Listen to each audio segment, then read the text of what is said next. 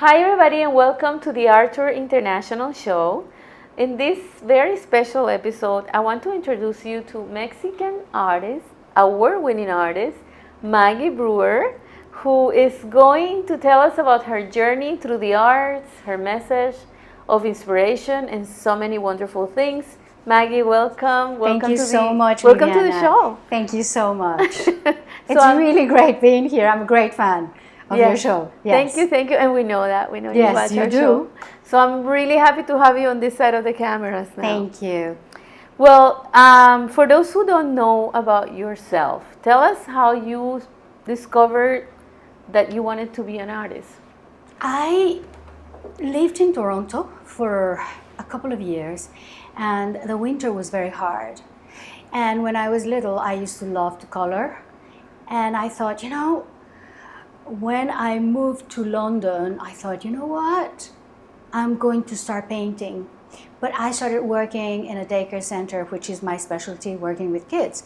So I didn't. But then when my husband, Jonathan, and I moved to Russia for his work, I thought, this is it. I'm going to start painting because I needed the color. Color for me is medicinal, and that's how it started. Yeah. Oh, wow. Wonderful. Tell us more about color. Color, I always grew up with a lot of color. We used to come to the United States to buy clothes, made in America, made in the USA, and the patterns. And there were such lovely patterns like this painting. This reminds me of that. But again, in Canada, I was having a conversation with this lovely lady, and I said, you look so well, you look so healthy. And she said, you know what, I'm wearing all the right colors. And I thought, well, I knew I like colors, but I didn't know colors could also help the tone of your skin. This is in the 70s. So I bought a book and I read about it, and I realized that there were some colors that were not good for me. And also, my brother told me once that he and a friend of his, they're very spiritual people, put a patch of pink on his back color. And then they were trying to do some wrestling just for fun. And the one that had the pink at the back lost because pink calms you down. Wow. And it's not that it makes you weak, but it was interesting, the effect of color. Right. And you actually use a lot of colors? You apply that in your work? I do. Okay. I never know what is going to come, but I think I do, except for certainty, for example, is black and white, because my paintings have a message that starts coming. You see, I cannot paint if I'm not happy or balanced. I wish I did. Music balance my state of mind, but when I paint, I need to be already in the zone of tranquility and balance. And color for me has been incredible, a great master. So yeah, certainty, things are black or white, is yes or no. You have to do it. You have choices. But black and white for me, in certainty, for example, taught me that even there, a little bit of glitter came with the white that shines. So yeah. And I love all the details that you include in your work. Your work is mixed media, but I know that you start developing this even before you started painting, because you start collecting and looking for these items. Where do you find all this? Well, we were traveling in France, and we love to go to the antique markets or even the antique things in the Sunday, whatever. Even bric-a-brac on Sunday in France, for example, or Italy or Mexico, wherever we are. And we found this, and believe it or not, it was in a corner for like 15 years. Wow. But one day I thought, and we had it restored because it was falling apart. We bought it in where Joan of Arc, in Rouen, where Joan of Arc died. And I liked it very much. And then all of a sudden, boom, everything comes together. And you put every element. Does the message come before or after the paintings? The message is something that appears. Mm-hmm. And sometimes I write it down. I write a quotation that I love. I put it in a drawer. And one day it comes out and everything just takes place. And it's also the timing with what's going on now. I know that it has a lot to do. Because we're all connected, Viviana. Yes. Either we like it or not. Yeah. And yes, that's how it happens. Wow. Tell me about your the little Maggie when you were a little girl. Let's go there. Well, I was a very inquisitive child. I played with dollies a lot. I used to be the teacher, and I used to color, and I used to play housey. Little did I know that I was going to end up being the one who cooks every day, which is good. So Yogananda says that when children are playing, you should observe because they're pretty much telling you what they're going to become when they're adults. Right. And it seems that everything I did when I was a little girl, I turned out to do. And you used to color, right? I used to color a lot. So that passion has been there all your life.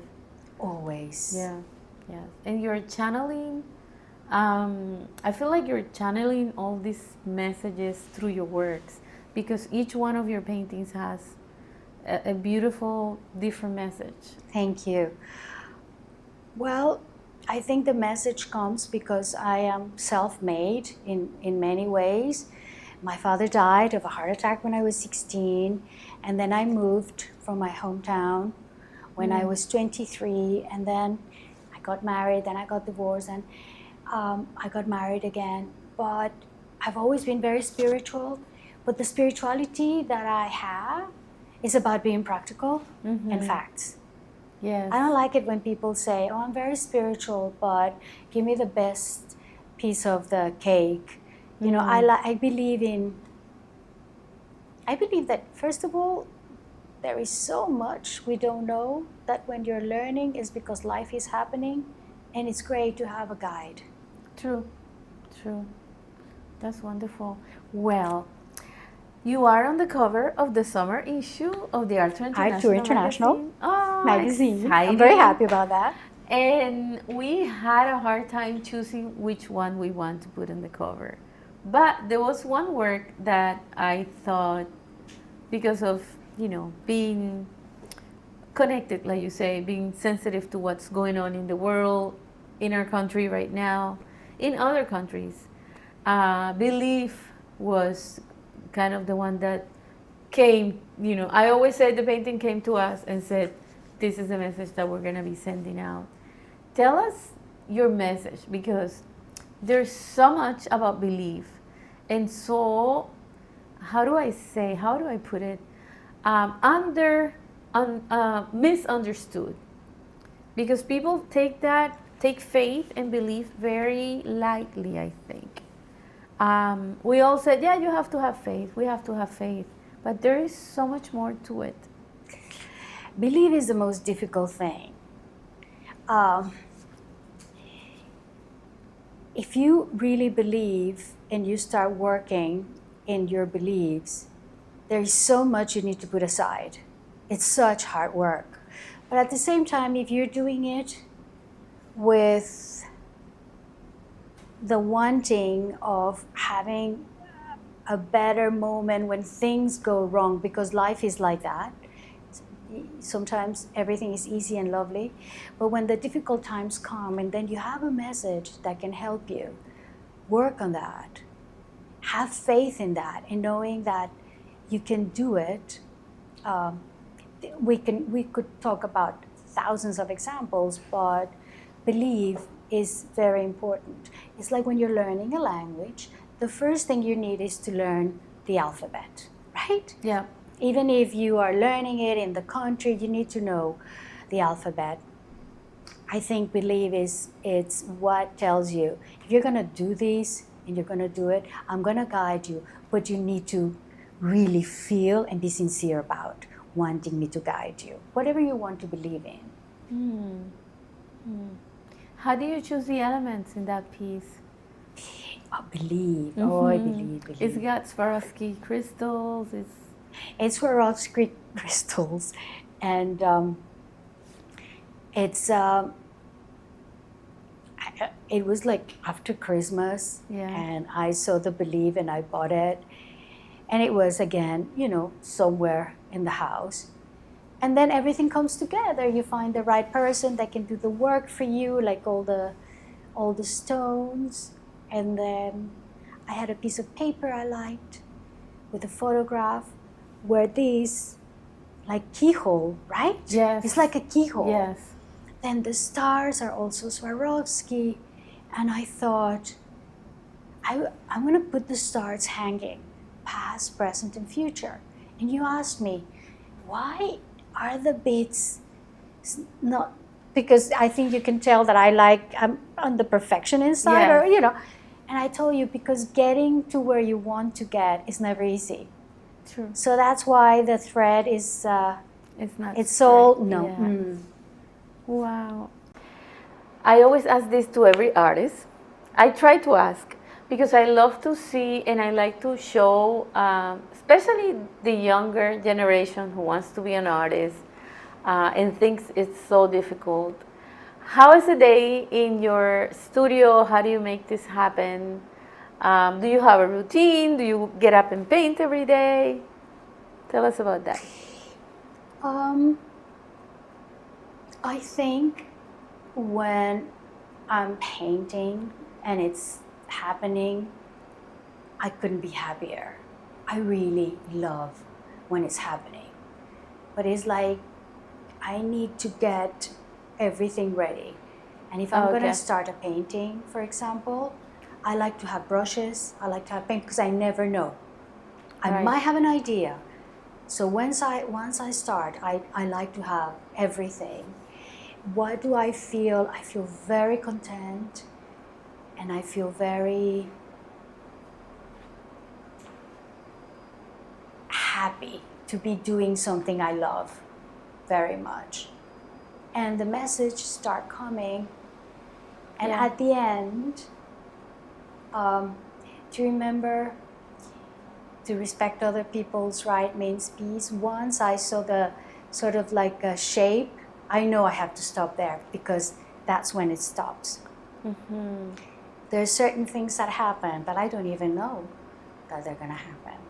And I read somewhere something very nice that says, a painting is never finished. It just stops in interesting places. Yes. Right? It is true. Yes. We can always keep going. Exactly. There's about belief. I have to go back because I think, believe. Yes, and I think we didn't explore that. But it's it can be overlooked. But it's something that I noticed, and it's that key, that shape. That shape, it's so sweet. A friend of mine, a wonderful writer, told me,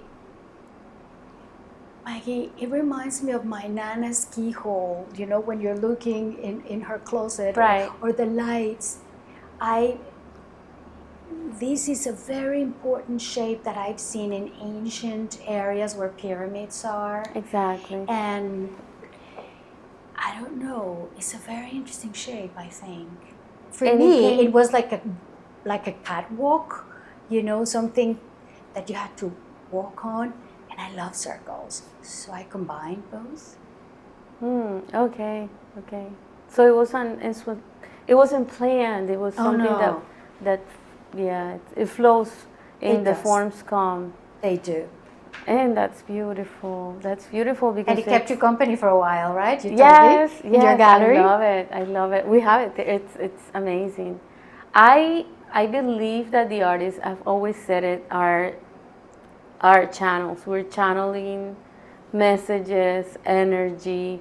So when it comes to artworks that are so, I would say they're created in trance, like the artist is in a meditative state.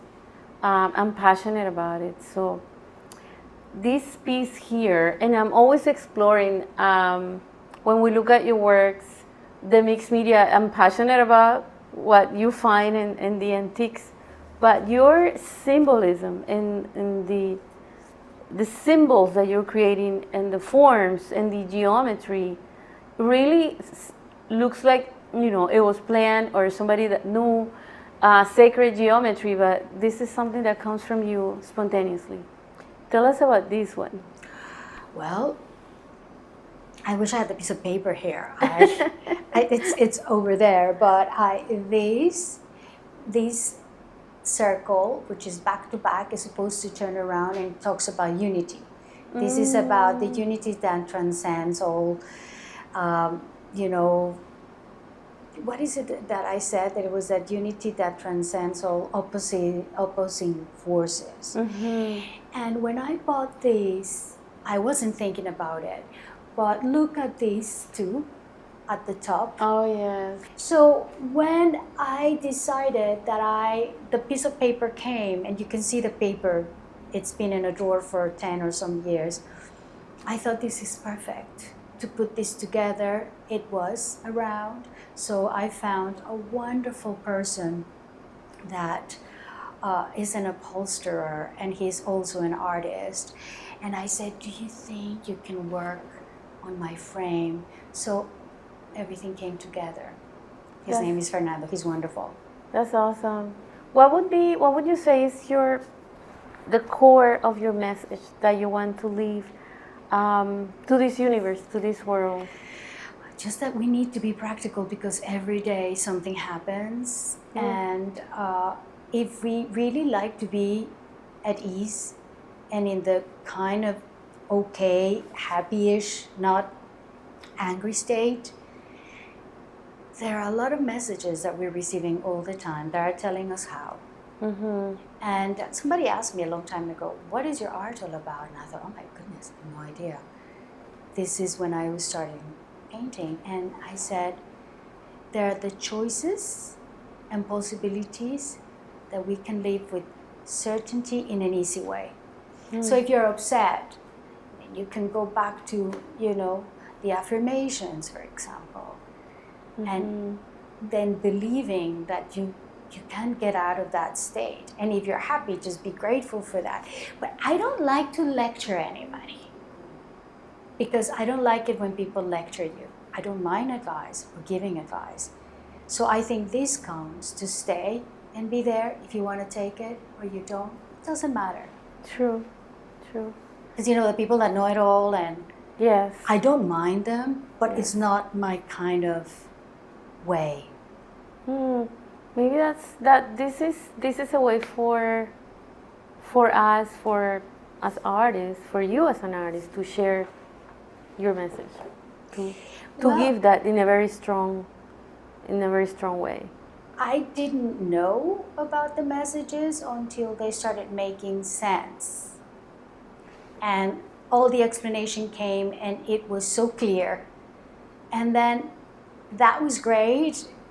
And in Russia, people said, oh, I want a painting, but I want it with a message. So I said, that's okay. And they said, yeah, well, I want to. But I wanted to have his story, or the story. And so, and some people come and tell you, I don't want to know anything about it. Yes. I don't. So that's the good thing about this. If you want to, fine. If you don't, there is a message. Right. And again, I feel that this is because God has been very kind and knew that I wanted to live in the peaceful way.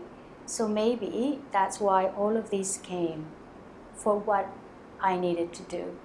Yeah. And not like you have to. Right. So what would your message be for artists out there who are, especially the younger ones, who are starting to think about and considering, should I be an artist? Do I want to be an artist? It is so important. I always say artists are like angels on earth, like giving this message, like you said, not lecturing, but just through the arts. And it's so important. It's such an incredible contribution.